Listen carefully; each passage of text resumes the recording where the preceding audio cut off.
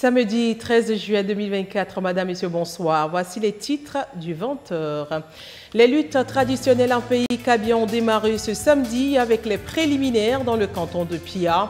Les Evala de Lao ont affronté ceux de Laoba, ceci sous le regard attentif du chef de l'État, Faure Sozina Gnassingbé. L'Institut de gouvernance d'entreprise Afrique veut être plus proche des chefs de société pour l'édition 2024 de la démarche de certification à l'indice africain de bonne gouvernance d'entreprise lancée hier. L'Institut veut apporter son expertise pour une meilleure organisation et rentabilité des entreprises. Et puis les projets de recherche trop souvent difficiles à financer parce que mal élaborés. La Chambre de commerce et d'industrie du Togo et ses partenaires apportent leur appui technique aux inventeurs, innovateurs et enseignants-chercheurs. C'était les titres. Les luttes traditionnelles Evala édition 2024 ont démarré ce samedi. Ce rite qui marque le passage à l'âge adulte du jeune kabye a naturellement débuté par les préliminaires. C'est le canton de Pia qui ouvre le bal.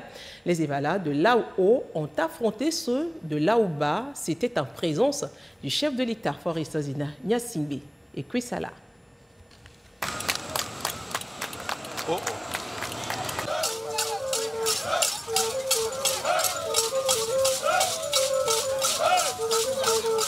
Terrain de Pia Lao, au rythme des luttes traditionnelles Evala. Ce sont les préliminaires dans le canton de Pia et le coup d'envoi est donné en présence du chef de l'État, Faure Sozina Gnassingbé. Face à face, les Evala de Laoho en blanc et ceux de Laoba en vert.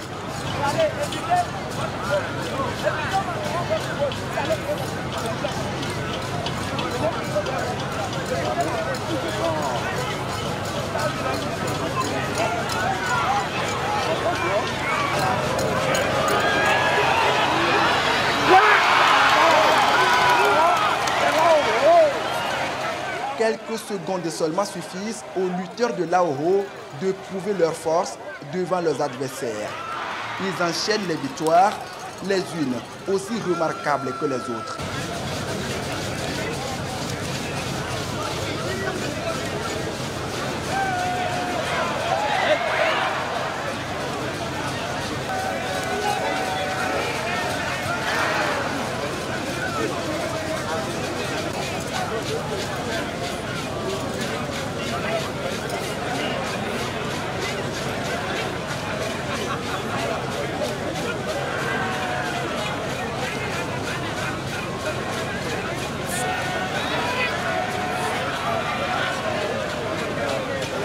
Les Verts n'ont pas voulu se laisser faire. Ils multiplient alors des tactiques pour se rattraper. C'est sans compter sur la détermination des Blancs. Le duel devient alors serré.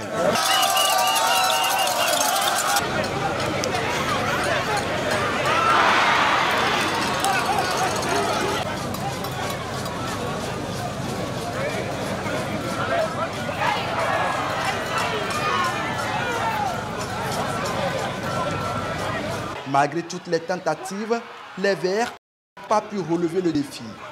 Ils s'inclinent devant les Evala de Laoho, 36 points contre 22.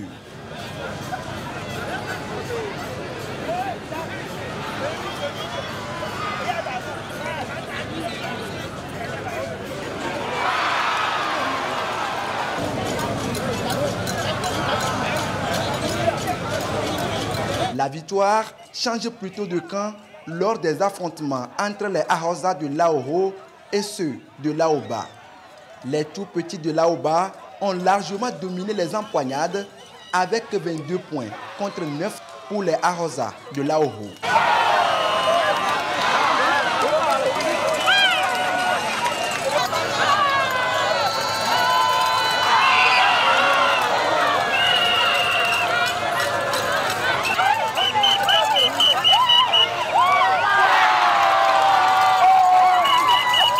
La cérémonie des Evala est une étape décisive dans le passage du jeune adolescent kabye à l'âge adulte. Cette initiation intervient autour de l'âge de 18 ans pour une durée de 3 ans. Elle démarre exclusivement sur autorisation de l'oncle.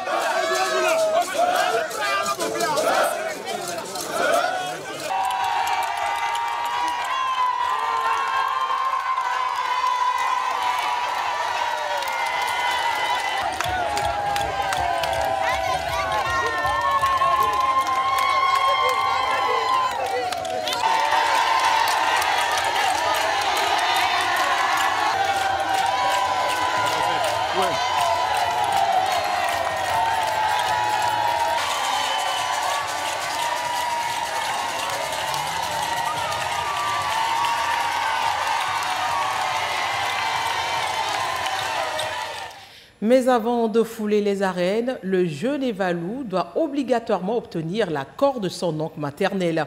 Un pilier important dans son initiation. Pourquoi un oncle maternel et pas un autre? Quelle est exactement sa place dans cette éducation de son neveu? Les réponses sont avec Ramdan Bassina. À 22 ans, Memba Koro affronte son adversaire dans l'arène des Evala. Victoire à son compteur. Lutter pour l'Evalou est une étape décisive dans sa socialisation. C'est mon papa qui a vu mes oncles, il a dit que c'est comme ça, j'ai l'âge de lutter, que de commencer. Et l'année passée, j'ai fait ma première année. Cette année, je suis dans ma deuxième année. Memba, tout comme d'autres jeunes, ne peuvent se soumettre à cette tradition en pays kabyais sans l'accord de leurs oncles maternels. Ceci reste un pilier incontournable dans leur initiation. Le papa qui veut initier son enfant doit contacter les oncles de son enfant en leur disant que mon enfant a atteint l'âge de 18 ans et cette année j'aimerais faire l'initiation à son endroit. Et à l'oncle maintenant de donner son accord. Si l'oncle dit non, je ne suis pas d'accord, il n'a pas l'âge requis, l'initiation n'aura pas lieu. Maintenant, quand il va donner aussi son accord, il y a ce qui se passe, on dit dans la tradition azolé. Il va venir, on va asseoir Evalou sur le tabouret qui lui fait entrer dans la classe des anciens. Et l'oncle doit donner une lame. Cette lame permet de lui faire une cicatrice pour montrer qu'aujourd'hui, le neveu est devenu ancien, il est rentré dans la classe des anciens. Il est devenu Evalou, ça veut dire qu'il est né de nouveau. En l'absence d'un oncle pour initier le neveu, la tradition kabyé a tout prévu. On va désigner quelqu'un qui va représenter les oncles qui sont morts. Et donc quand il vient, il ne vient pas comme quelqu'un qu'on a délégué, mais il a tout le pouvoir de oncle et il fera tout ce qui est de son pouvoir. Quel que soit ce qui se passe, même nous disons que la pierre qui reste dans la maison des oncles représente les oncles. C'est une façon de dire que tout le quartier représente déjà les oncles qui vivaient et qui sont morts. Donc il y a un système de collaboration qui existe. En pays kabyé, l'oncle maternel reste et demeure celui à qui appartient l'enfant. Le peuple kabyé en fait une valeur.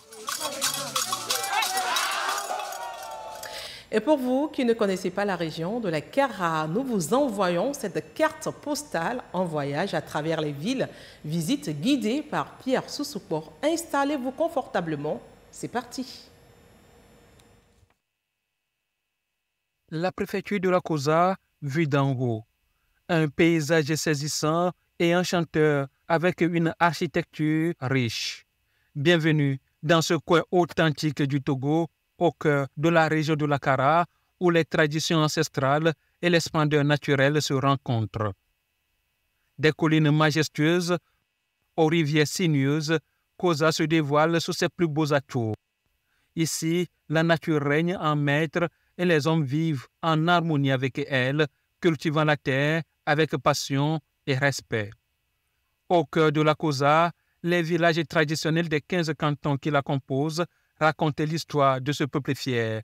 Les maisons en terre battues, héritage d'un savoir-faire ancestral, côtoient les marchés animés où résonnent les couleurs et les saveurs de la région. Un exemple remarquable de cette fusion entre tradition et modernité est le nouveau marché, mitoyen à l'ancien. Avec son architecture unique Inspiré de la culture locale, ce marché, symbole de dynamisme et de l'innovation de Koza, attire le regard. À quelques encablures de là, le palais des congrès de Kara se dresse fièrement, accueillant événements et rencontres sous le regard du monument du président, feu général Gnassingbé Yadema. Des édifices qui marquent l'histoire et l'importance de Koza dans la région de la Kara. Un autre pilier de l'identité de la Koza, les rites Evala. Chaque année, les jeunes hommes se préparent avec ardeur pour ces luttes traditionnelles sous l'œil vigilant des aînés.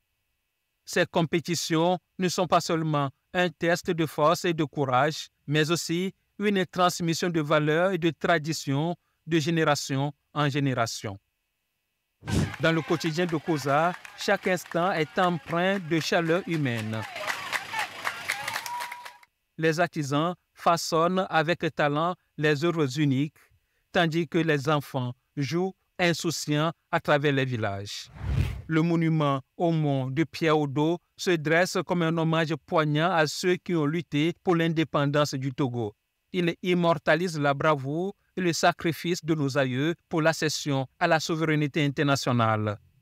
Koza, terre de tradition et de fierté, vous invite donc à découvrir ces rites Evala, véritable célébration de l'héritage et de la culture kabylie. Ici, chaque sourire, chaque geste raconte une histoire, celle d'un peuple uni et fier. Les infrastructures modernes comme la route des montagnes et les paysages pittoresques s'unissent pour offrir une expérience inoubliable. Mais cette partie de la Kara n'est pas seulement une terre de tradition et de nature, mais aussi un lieu d'accueil chaleureux pour les visiteurs. La préfecture dispose de plusieurs hôtels de charme offrant confort et hospitalité, où les voyageurs peuvent se reposer et apprécier la beauté environnante. Ces établissements, souvent situés à proximité des principales attractions, proposent des services de qualité pour garantir un séjour inoubliable. Le parc animalier de Sarakawa est une autre perle de la région. Il attire chaque année des milliers de visiteurs. Ce sanctuaire de la faune abrite une diversité impressionnante d'animaux. Les visiteurs peuvent y admirer la faune dans son habitat naturel. Et le soir venu, l'on peut se retrouver autour de la boisson locale, le tukutu, accompagné de viande de porc grillée, une expérience culinaire authentique et conviviale. Retour à Lomé où la ministre secrétaire générale de la présidence de la République, gouverneur du Togo, auprès de la Banque mondiale, Sandra Blamba-Johnson, a co-présidé ce 12 juillet avec son collègue de l'économie et des finances, Sani Yaya, la cérémonie de présentation du cadre de partenariat pays 2025-2029 du groupe de la Banque, couplée avec la signature de plusieurs conventions de financement. Cette cérémonie fait suite à l'approbation le 23 mai 2024 à Washington par le conseil d'administration de la Banque mondiale du cadre de partenariat pays 2025-2029 avec le Togo, incluant une dérogation spéciale permettant l'accès du pays au guichet de prévention de la résilience. Ce nouveau cadre de partenariat pays est structuré autour de 3 axes majeurs, à savoir accroître la qualité de l'emploi dans le secteur privé, améliorer le capital humain et promouvoir un développement territorial inclusif et résilient. Et je vous l'annoncer en titre, la bonne gouvernance d'une entreprise nécessite une définition parfaite des règles d'organisation, des moyens également, le cadre pour une meilleure performance du structure. L'institution de gouvernance d'entreprise Afrique en est conscience. Il en fait une priorité à la 3e édition de la démarche de certification à l'indice africain de bonne gouvernance d'entreprise lancée hier à Lomé. Le compte rendu de Immaculée Baoué à Balo.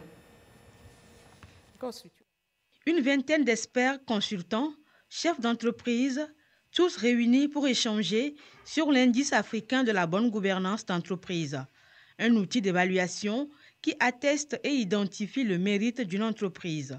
Cette troisième phase de la démarche de certification de l'indice donne les outils de réajustement des politiques et les obligations de résultat d'une entreprise. Nous allons pas au-delà du calcul des ratios qui est l'indice.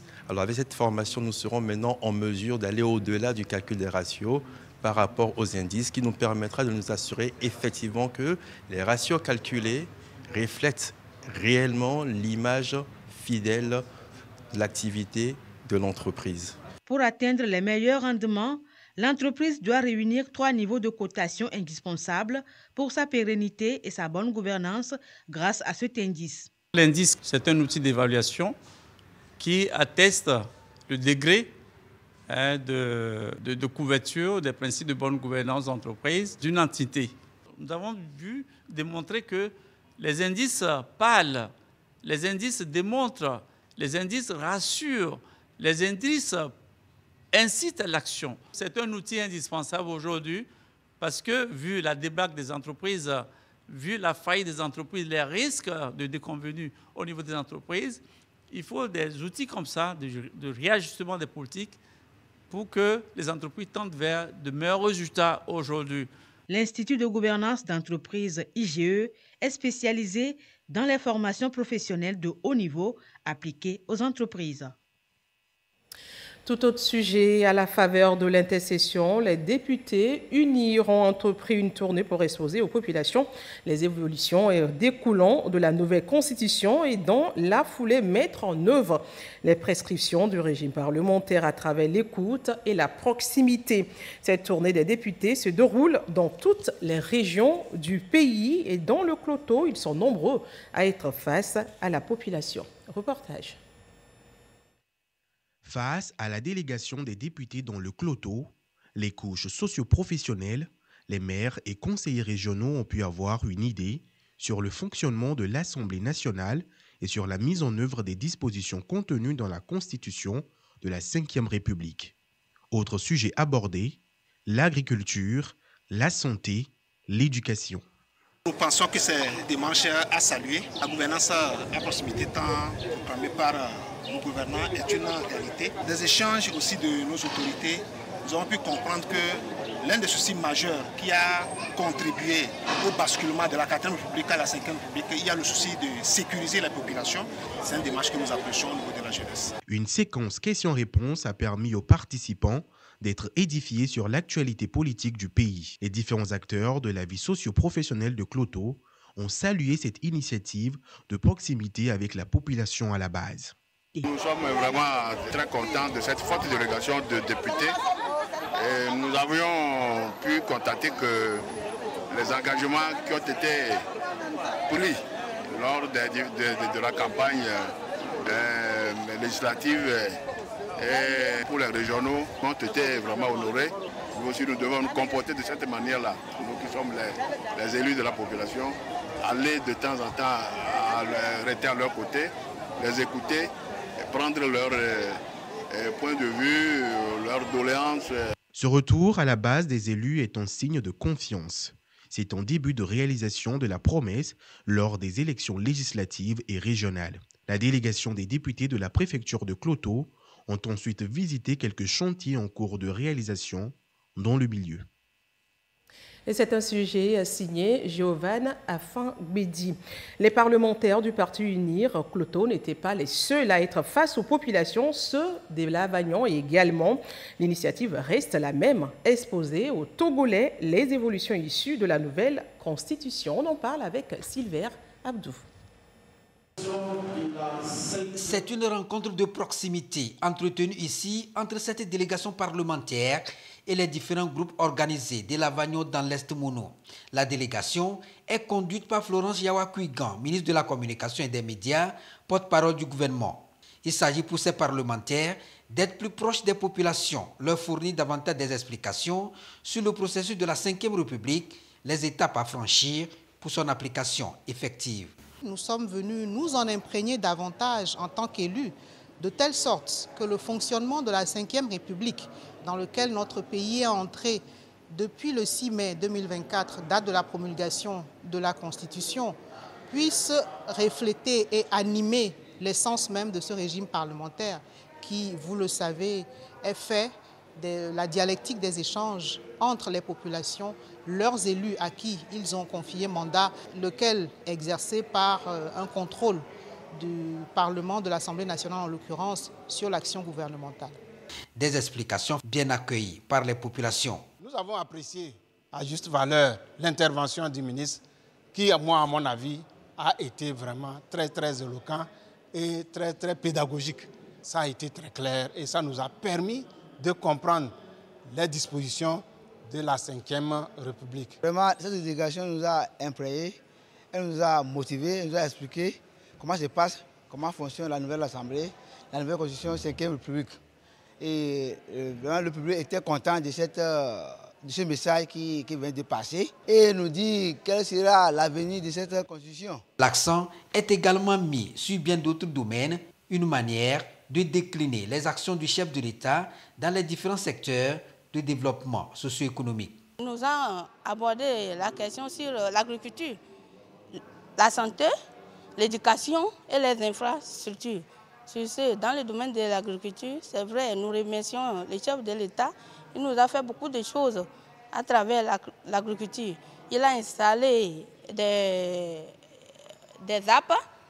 Il a amené aussi l'école de la formation professionnelle qui est IFAD, présentement où nous nous trouvons. En dehors des APA, il y a aussi les quantités importantes d'engrais qu'on a mis en place pour permettre aux producteurs de produire. Et ceci s'inscrit dans le cadre du projet P12 de la feuille de route gouvernementale 2020-2025. Nous témoignons notre reconnaissance au président de la République, à tout ce que le gouvernement fait pour nous. La tournée consiste donc à davantage éclairer la population, mais aussi l'écouter pour construire un Togo fort et prospère. La Chambre de commerce et d'industrie du Togo, Université de Lomé et de Kara ont initié à l'endroit des inventeurs et enseignants-chercheurs une formation sur la recherche. Objectif, permettre à ces derniers de maîtriser les contours et le processus de l'élaboration d'un projet de recherche jusqu'au financement. Elia Gbanyandao. Mettre la recherche au profit des populations, la Chambre de commerce et d'industrie du Togo en fait son cheval de bataille. À travers son unité d'implémentation des résultats de recherche et d'innovation, 40 inventeurs, innovateurs et enseignants-chercheurs ont suivi pendant 10 jours des formations sur la recherche de projets, comment identifier et monter son projet et comment et où trouver le financement. Des échanges et partages d'expertise avec pour finalité la concrétisation et la mise sur le marché des innovations. Une chose, c'est d'avoir une idée, mais l'autre chose, c'est d'avoir le savoir-faire qui vous permet de transformer cette idée en un projet. Et maintenant, lorsque vous avez projet, il faut savoir le rendre viable à travers la recherche de financement. Donc c'est tout ce savoir-faire que nous sommes venus acquérir ici. Nous repartons avec un sentiment d'un devoir accompli. L'unité d'implémentation des résultats de recherche et d'innovation a été créée pour prendre en compte toutes les innovations, toutes les inventions, les valoriser à travers la production de prototypes pouvant être commercialisés sur le marché. Nous mettons nos partenaires, aussi bien techniques que financiers, autour pour pouvoir accompagner l'inventeur, l'innovateur. La CCI Togo et les 2 universités publiques du Togo veulent, à travers cette sélection des projets pertinents, mettre en valeur les chercheurs et inventeurs. Ceci en vue d'encourager d'autres initiatives. Nous voulons, nous, au niveau de la Chambre de commerce et d'industrie du Togo, faire en sorte que le Togo fasse la différence en matière de recherche et développement, en matière d'innovation. Et je suis sûr que c'est au bout de l'effort qu'il y aura la récompense le jour où votre produit de recherche va devenir un produit de consommation pour nous tous.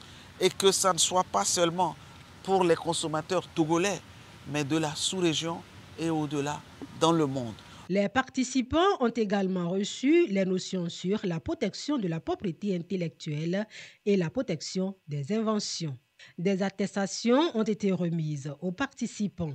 Une plateforme DataBiz a été mise en place pour faciliter les échanges entre les inventeurs et opérateurs économiques. L'ambassade de Chine est allée hier à la rencontre des élèves et enseignants de l'École nationale d'administration, ENA. C'est la journée de la Chine à l'ENA, la 2e édition, et le corps diplomatique chinois a échangé avec eux sur la coopération sino-africaine et togolaise, une relation de partenariat qui a traversé le temps et matérialisée par de nombreux appuis et réalisations chinoises au Togo. Le compte rendu d'Esther Diato, Clarisse Aticlé. Échange entre le corps diplomatique chinois et les élèves de l'École nationale d'administration, ENA. Au centre des discussions, le Forum de la coopération sino-africaine, FOCAC. Cette rencontre, initiée par l'ambassade de Chine au Togo, vise à familiariser les élèves avec ce cadre de partenariat dont le Togo est partie prenante. Nous devons promouvoir cette culture-là entre la Chine et le Togo, puisque nous avons eu à gagner bon nombre de choses. Et déjà, ça nous ravit le cœur. Ils ont un projet pour nos enseignants, puisque ces enseignants doivent être bien outillés pour pouvoir bien former nous en tant que futurs administrateurs. Sincère merci à la coopération chinoise. L'ENA s'est particulièrement réjouie d'abriter cette journée de la Chine. Par la même occasion, elle a bénéficié de matériel informatique et bureautique de la part de l'ambassade de Chine au Togo. L'année dernière, nous avions eu cette même activité avec la coopération chinoise et nous avions exprimé un certain nombre de besoins qui pourraient nous permettre d'améliorer nos qualités d'enseignement et nos différentes prestations. Et ils sont venus cette année avec ce matériel qui va améliorer nos prestations. Donc nous ne pouvons que leur dire merci. Les assises d'aujourd'hui nous permettent d'aider les étudiants à comprendre l'esprit de la coopération chinoise. Les relations sino-africaines datent de plus de 2100 ans. Elles se sont surtout renforcées à partir des années 1990. Les liens diplomatiques entre le Togo et la Chine sont au beau fixe et le chef de l'État, Faure Zimna Gnassingbé, accorde une place importante au FOCAC. En témoignent les nombreuses réalisations de la Chine au Togo. Cette rencontre est un pas de plus vers le renforcement de la coopération sino-togolaise. Nous estimons que le dialogue, l'interaction, l'échange sont très importantes pour avoir une compréhension mutuelle renforcée. Je crois ce qui est très important pour le partenariat, pour la solidarité et pour la coopération à l'échelle planétaire. Nous devons faire en sorte que la coopération puisse être gagnant-gagnant pour apporter plus de bénéfices tangibles à la population. Pour l'occasion, la culture chinoise a été partagée, notamment la médecine traditionnelle chinoise, l'art, les chants et les danses. Et ce taux de partenariat, mais cette fois-ci avec la France, le pays qui commémore ce 14 juillet sa fête d'indépendance. Pour cette édition, le pays veut renforcer et consolider davantage son partenariat avec l'Afrique, le reste du monde. Au Togo, elle sera l'occasion de célébrer l'amitié franco-togolaise. On en parle avec Clarisse Aticlé. Les ressortissants français, où qu'ils se trouvent, ne manquent pas l'occasion de commémorer la date qui rappelle la cession de la France à la souveraineté internationale. Symbole de l'unité nationale, les expatriés français avec en tête l'ambassadeur de France au Togo célèbrent également avec les Togolais cet événement qui rappelle les valeurs révolutionnaires françaises. Cette fête est surtout l'occasion de renforcer l'amitié et la coopération entre la France et le Togo.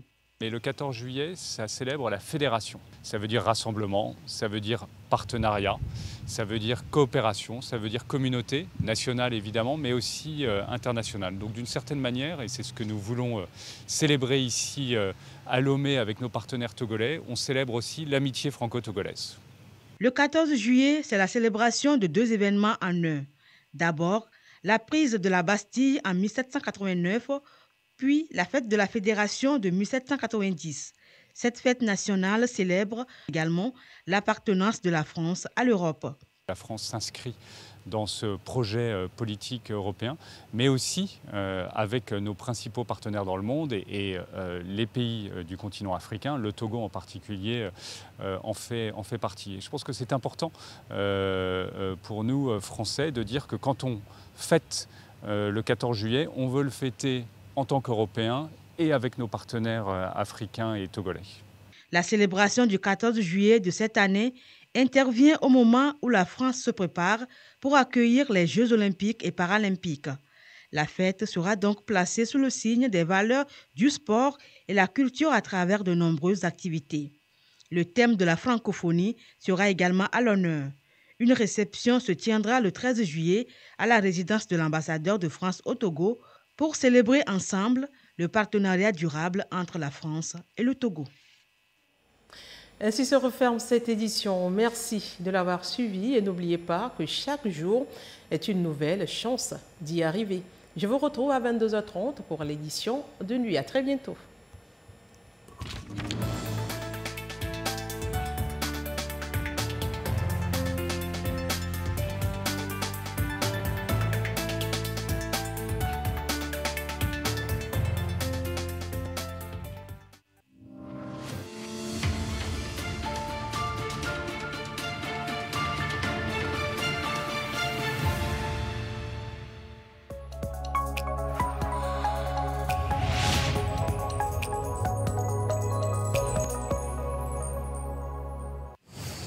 J'aimerais mettre en évidence l'importance de cet événement au niveau continental. Économique, un forum d'affaires de très grande envergure qui permet aux opérateurs économiques d'Afrique et d'ailleurs de se rencontrer pour échanger sur les opportunités d'investissement. Le thème cette année, c'est « Ici on investit ». Donc ça veut dire que on investit au sens large du terme, donc il n'y a pas de spécification sectorielle, c'est l'investissement au sens large du terme. Et l'investissement en Afrique aujourd'hui vient à point nommé parce que ces dernières années, le monde a été perturbé par un certain nombre de crises. Et donc la dynamique d'investissement, d'abord la dynamique de croissance s'est ralentie. Et par voie de conséquence, la dynamique d'investissement aussi. Donc il était nécessaire aujourd'hui, dans ce monde, on va dire, un petit peu turbulent et incertain, il était nécessaire de relancer la machine économique, relancer la dynamique d'investissement. Et donc le Forum international Afrique Développement répond à cet impératif. Tous les agents économiques y trouvent leur compte, à commencer par les petites et moyennes entreprises. La PME, c'est le ventre mou de l'économie africaine. La PME aujourd'hui constitue le levier principal de croissance et de développement. Et donc à travers